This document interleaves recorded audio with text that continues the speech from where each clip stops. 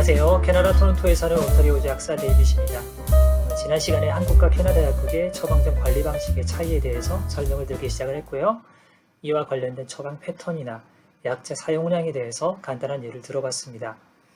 오늘은 이어서 이러한 차이가 처방전 리필 제도와 맞물려서 어떻게 돌아가는지를 좀 말씀드리려고 합니다.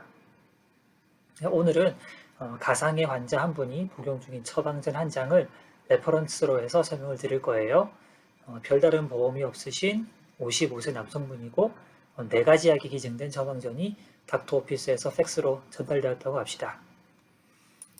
암로디핀 5ml 90일치 리필 한번, 칸데사타 8ml 90일치 리필 한번, 로스바스타틴 5ml 90일치 리필 한번, 그리고 안소프라졸 30ml 필요시 30알 리필 없고, 이렇게 3가지 약을 90일치 처방을 받았고 리필이 한 번 있습니다. 그리고 위장약 하나가 다른 트랙으로 리필이 없이 나왔네요. 말씀드렸던 대로 4가지 약은 각각 시스템에 따로 입력이 되고, 물론 처방전은 각각의 약의 레퍼런스로 저장이 됩니다. 자, 의사로부터 받은 처방전을 처리하기 위해서 환자분에게 전화를 했더니 환자분은 다음과 같이 요청을 하셨습니다. 위장약은 영주성 식도염 때문에 달라고 한 건데 지금은 필요가 없으니까 저장해 놓으라고 합니다.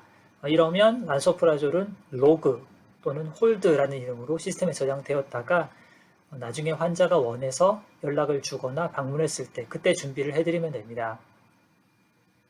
자, 여기서 또 한 가지 중요한 한국 약국과 캐나다 약국의 차이점을 또 말씀드릴 수 있겠는데요. 한국은 의사 처방 하단에 발행일로부터 무슨 날짜까지 사용 가능하다라는 표시가 되어 있죠. 캐나다에는 기본적으로 그런 것이 없습니다. 마약류 같은 컨트롤 드럭에 대해서는 발행일로부터 1년까지 유효하다라는 규정이 있지만 그 외에는 별다른 규정이 없어요. 그래서 시간이 많이 지났거나 홀든지 오래된 처방전을 사용해도 그게 문제가 있는지 없는지에 대한 것들은 약사와 환자와의 상담을 통해서 약사가 유효성에 대해서 의사결정을 하는 그런 구조라고 보시면 되겠습니다. 자, 그리고 환자분은 별다른 보험이 없다고 말씀드렸죠. 이분은 3가지 장기 처방약을 수년째 드시던 분인데 어쩌다 보니 본인이 콜레스테롤 약을 먹다 말다 하셨다고, 그래서 집에 많이 남아있다고 하셨습니다. 그래서 이번에는 3개월 다 주지 말고 1개월만 달라고 부탁을 하셨습니다. 자, 각각의 약물이 따로 움직이니까 이러한 부탁도 당연히 문제없이 처리가 되겠죠. 그래도 3개월 조제와 1개월 조제 시의 조제료는 똑같습니다. 약값만 차이가 나는 거죠. 약국 입장에서도 3개월을 조제하나 1개월을 조제하나 한 건을 조제하는 프로세스는 별 차이가 없죠. 그래서 처방전의 로스바스타틴 5ml QD라는 개별 약물의 적정성을 독립적으로 판단하고 별도로 병을 준비해서 조제 투약하는 과정이니까 그렇죠. 그래서 약값 자체가 저렴한 경우는 3개월치나 1개월치나 가격 차이도 사실 별로 없겠죠. 자, 이렇게 환자와의 상담을 통해서 약이 준비되고 나면 시스템에는 나머지 분량에 대해서 이렇게 기록이 되겠죠. 암로디핀 5ml, 리메이닝 90일치, 칸데살탄 8ml 90일치, 로스바스타틴 150일치, 그리고 홀드로 돼 있어서 란소파르 30ml는 30알 그렇게 돼 있죠. 보험 적용이 되지 않아서 환자가 약값 전액을 부담한 케이스이기 때문에 이렇게 조제를 해가고 난 후에도 본인 의사에 따라서 언제든지 잔량을 조제해 갈 수 있습니다. 물론 약사가 그 예전 히스토리들을 다 확인을 해서 이거 3개월치 저번에 조제해 가신 지 한 달밖에 안 되는데요, 이렇게 설명을 해드릴 수는 있겠지만 환자가 나 좀 미리 좀 받고 싶어서 그런다, 어디 여행을 가서 그런다 그러면 원하는 대로 조제를 해주면 되는 겁니다.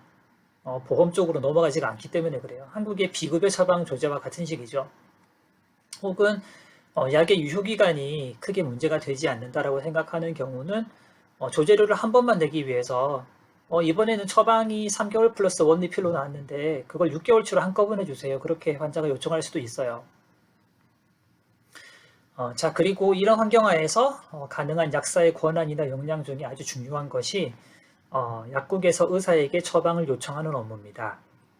앞에서 말씀드린 환자분이 6개월치를 다 복용해서 이제 리필이 제로가 되었다고 합시다. 특히 지금처럼 코비드 환경이기 때문에 환자가 의사를 보러 병원을 방문하기 힘들다는 것을 고려해서 환자가 약국에 먼저 전화를 해서 예를 들면 다음과 같은 식으로 요청을 할 수 있겠죠. 늘 먹던 혈압약 2가지랑 콜레스테롤 약이 다 떨어져 가니까 병원에 리필 요청을 좀 해주세요. 그리고 예전에 썼던 피부 가려운데 바르는 스테로이드제가 다 떨어졌는데 그것도 좀 같이 요청해 주세요. 그래서 약국에서는 그 요청받은 3가지 약 리스트와 아울러서 예전에 조제했던 기록을 찾아서 하이드로코티손 발리에이트 투 apply to the affected area BID 60g 그 기록이 있는 것을 함께 닥터 오피스에다가 팩스로 보냅니다. 병원에서는 접수한 팩스를 보고 다음과 같이 기재를 해서 리팩스를 할 수 있겠죠. 오케이, 3가지 약 3개월은 가능하고요. 이번에는 리필이 없고 대신에 팩스로 피검사 용지를 보내드리니까 환자분이 픽업을 해서 이번 달 안으로 피검사하라고 좀 얘기를 해주시고, 그리고 피부약은 저번에 처방한 지 좀 오래됐기 때문에 리필을 안 해줍니다. 환자분이 병원에 전화해서 전화질로 예약하라고 해주세요. 땡큐. 뭐 이렇게 팩스가 올 수가 있겠죠. 참고로 캐나다는 또 검사 시설이 클리닉과 별도로 독립 운영되는 경우가 대부분이에요. 그래서 검사 용지를 의사로부터 받으면 환자는 주변에 가능한 곳을 찾아서 방문을 해야 되죠. 그리고 아직까지 처방과 관련된 약국의 모든 의사소통은 전화나 팩스로만 합니다. 일부 지역에서 시범사업으로 전자처방전 시스템을 운용 중이라고는 하는데 이게 언제 공식적으로 전역에 론칭이 될지는 모르겠어요. 이것도 해결해야 될 여러 가지 이슈가 있나 보고요. 그리고 기본적으로는 현재 시스템도 불편하지가 않으니까 굳이 바꿀 필요성을 못 느끼는 것도 있는 것 같습니다. 지금까지 캐나다 약국의 처방전 리필 제도와 병의원 약국 간의 기본적인 의사소통 절차를 간단한 사례를 중심으로 말씀드렸습니다. 관련해서 궁금하신 사항이 있으시면 댓글 주시고요. 구독, 좋아요, 알림 설정 부탁합니다. 감사합니다.